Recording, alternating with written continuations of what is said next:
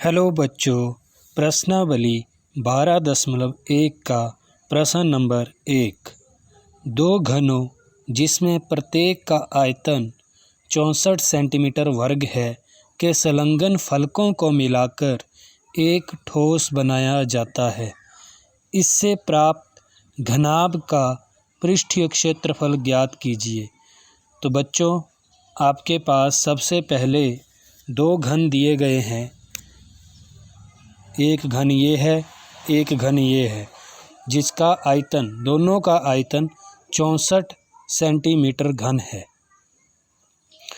और आपको यहाँ पर ये बताया गया है कि जब आप इन घन के एक फलक को मिलाते हैं, आपस में मिलाते हैं, जैसे इस पोर्शन को इस पोर्शन से चिपका देंगे, आप मिला देंगे, तो आपके पास जो घन बनेगा वो कुछ इस तरह से बनेगा।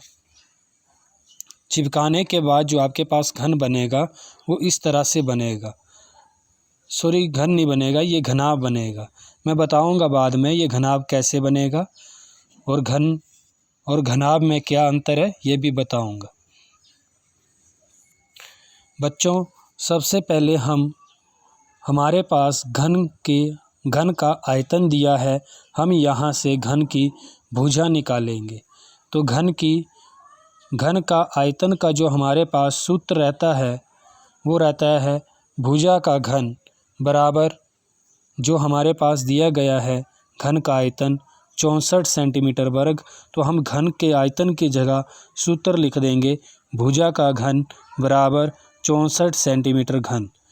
भुजा का घन और 64 सेंटीमीटर घन, 64 को हम जब 64 कैसे मिलेगा, जब हम 4 को 3 बार गुणा करेंगे। 4 गुणा 4 गुणा 4, 4 चौके 16, 16 चौके 64, तो हम इसका होल क्यूब कर देते हैं, घन बना देते हैं। 4 का भी घन, सेंटीमीटर का भी घन। 4 का घन करेंगे तो 64 मिलेगा, सेंटीमीटर का घन करेंगे तो सेंटीमीटर घन मिलेगा। अब दोनों तरफ घन घन है, हम घन से घन को काट देंगे, हमारे पास भुजा बराबर 4 सेंटीमीटर आ जाएगी। तो घन की जो प्रत्येक भुजा है वो 4 सेंटीमीटर 4 सेंटीमीटर 4 सेंटीमीटर रहेगी।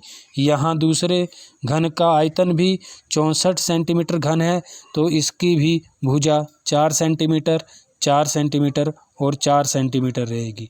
तो घन और घनाभ, जब ये घनाभ बना, जब मैंने इसके दो फलकों को मिलाया तो ये घनाभ बना।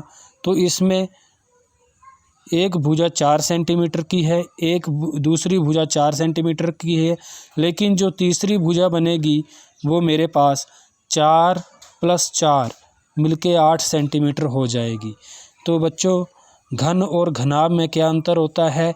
घन में प्रत्येक भुजा का माप एक जैसा रहता है और घनाभ में आपकी भुजाओं का माप एक जैसा नहीं रहता है।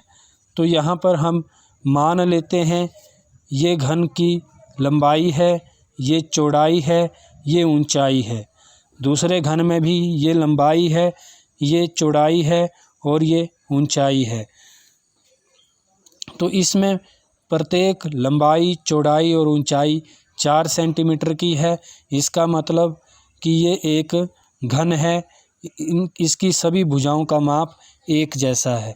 लेकिन दूसरी तरफ हम जब यहाँ बात करें, मान लेते हैं जब इनके फलकों को जोड़ा गया तो लंबाई में कोई अंतर नहीं आया, लंबाई 4 सेंटीमीटर ही रही, चौड़ाई भी 4 ही रही।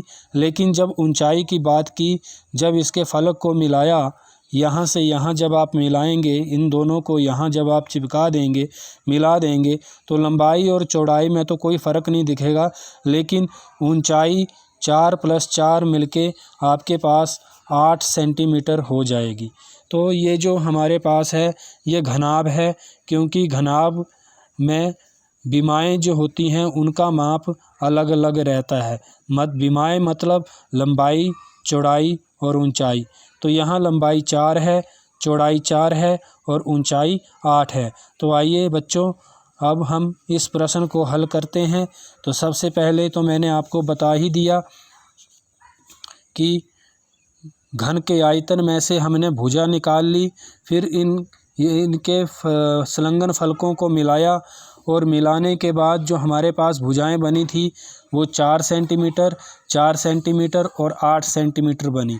तो इसने ये बोला, प्रश्न में ये बोला गया है कि जब आपने संलग्न फलकों को मिलाया तो एक ठोस बना, और वो जो ठोस बना तो इससे प्राप्त जो ठोस बना उस घनाभ का आपने पृष्ठीय क्षेत्रफल ज्ञात करना है। तो बच्चों, आपने इसका पृष्ठीय क्षेत्रफल ज्ञात करना है।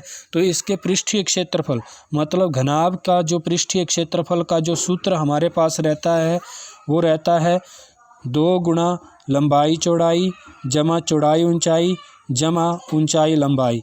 तो इसमें हमारे पास लंबाई भी है, चौड़ाई भी है और ऊंचाई भी है।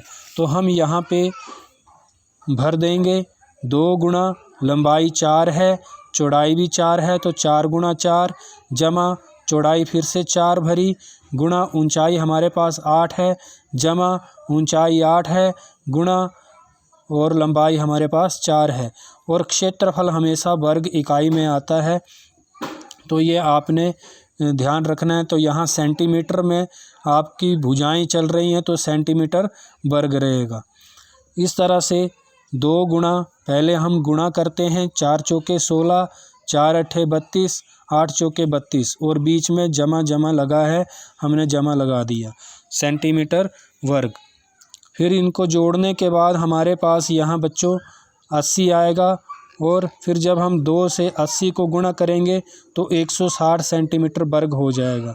तो इस प्रकार हमने इस घनाभ का पृष्ठीय क्षेत्रफल ज्ञात करना है। तो बच्चों, मुझे लगता है आपको ये प्रश्न अच्छे से समझ आ गया होगा।